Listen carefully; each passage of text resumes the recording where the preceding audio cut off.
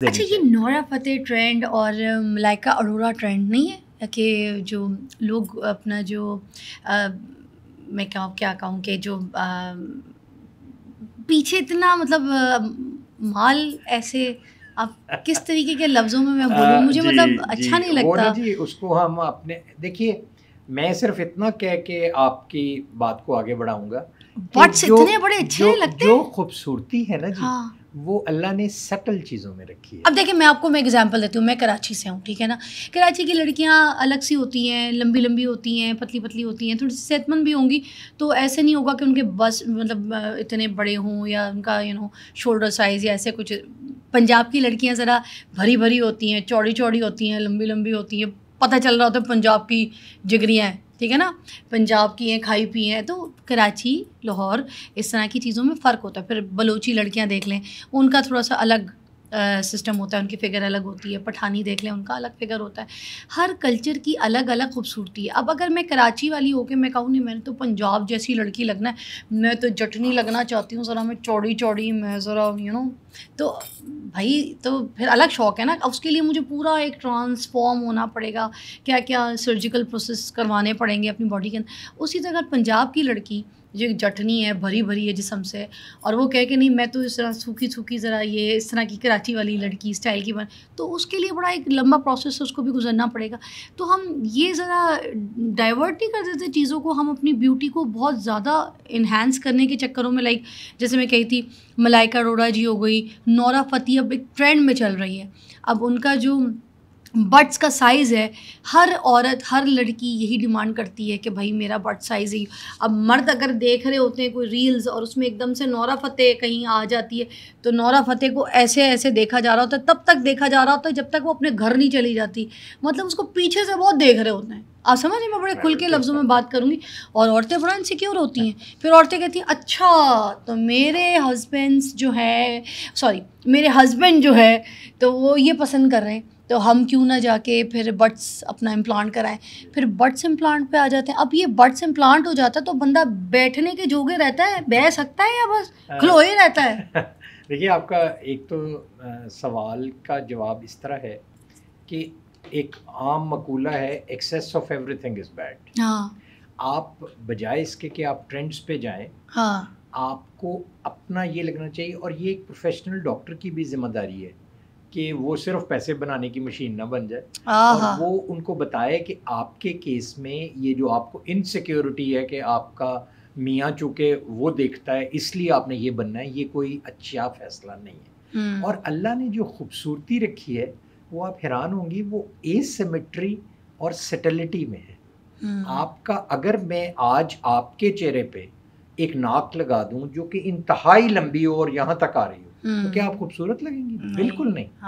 وہ تو پینوکیو نوز ہو جائے گی. اسی لیے بیوٹی جو ہے it lies in averages, it is not the extreme thing. So آپ جب بھی ایکسیس کی طرف, اور کمپلیکیشنز بھی پلاسٹک سرجری کی تبھی پیدا ہوتی ہیں. مجھے سب سے اچھی خوبصورت اپنی کی ہوئی چیز وہ لگتی ہے جس کو لوگ کہیں کہ یار تم بہت اچھی لگ رہی ہو, تم نے کیا کرایا ہے, لیکن ہمیں پتہ نہیں چل رہا تم نے کیا کرایا ہے. یہ جو رائٹ ورڈ فائن ہے نا جی. اب میں آپ کو بات ہوں, ہماری انگلینڈ کی اس ٹریننگ میں پلاسٹک سرجری کی یہ 6 سال پہ محیط ہوتی ہے جی. پلاسٹک سرجن بننے کا سفر جو ہے MBBS کے بعد, یہ آپ کو 6 سال کی ٹریننگ جو کہ کارڈک سرجری اور نیورو سرجری کے برابر ہے. اس میں ہمیں اسکلپٹنگ سکھائی جاتی کہ آپ نے ایک مجسمہ سازی کس طرح کرنی, کیسے ڈھالنا ہے. ایسا کوئی مجسمہ آپ نے بنایا ہے جس میں منہ سے بڑے بٹس ہوں؟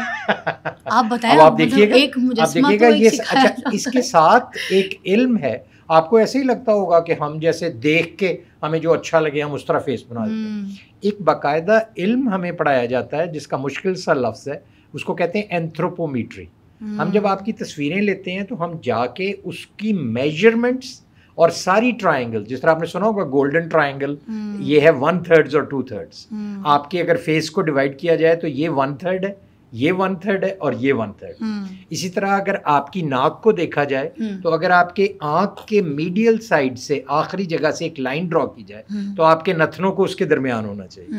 یہ ساری آبجیکٹیوٹیز ہیں جن کے اندر رہ کے ہمیں کام کرنا ہے. اگر آپ کوئی بھی آپ کو یہ کہتا ہے تو میں قطعاً اس کو نہیں کہتا. اور ہم جو برازیلین بٹ لفٹ، یہ اصل میں برازیل سے پہلے شروع ہوا. اب وہاں کے کلچرل چیزیں اور وہ ساری چیزیں، اچھا آپ دیکھیے یہاں پہ بھی گنجائش ہے، and exception doesn't break the rule. مثلاً آج کل خواتین میرے پاس آتی ہیں جو 60-100 kg انہوں نے ویٹ ریڈیوس کیا ہے 2-3 سالوں میں.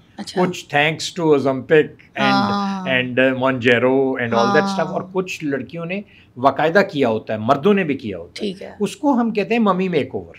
مثلاً آپ دیکھیں اس میں ہم بریسٹ سیگی ہو گئے، فیس سیگی ہو گیا، پیٹ لٹک گیا، ان کے جو بٹکس ہیں وہ بھی لٹک جاتے ہیں.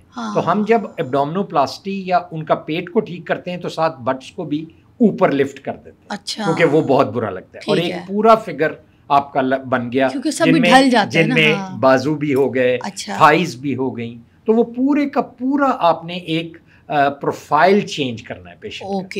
اس میں تو یہ وہاں تک جائز ہے، ورنہ جو بٹک کے امپلانٹس ہیں ان کی بہت زیادہ کمپلیکیشنز بھی رپورٹڈ ہیں. مطلب وہاں اگر فیٹ بھی ڈالی جائے نا جی، تو وہ بعض اوقات کیونکہ وہاں وینز بڑی بڑی ہوتی ہیں، وہ آپ کے لیے خطرے کا باعث بھی بن سکتا ہے. تو سر یہی پوچھی تھی میں، بیٹھنے کے جوگا ہوتا ہے بندہ؟ جی بالکل. اور وہ آپ کو ایسا نہیں لگتا ہر وقت گدی لے کے بندہ خود اپنی گھوم رہا ہے اور اس پہ بیٹھا ہوا ہے؟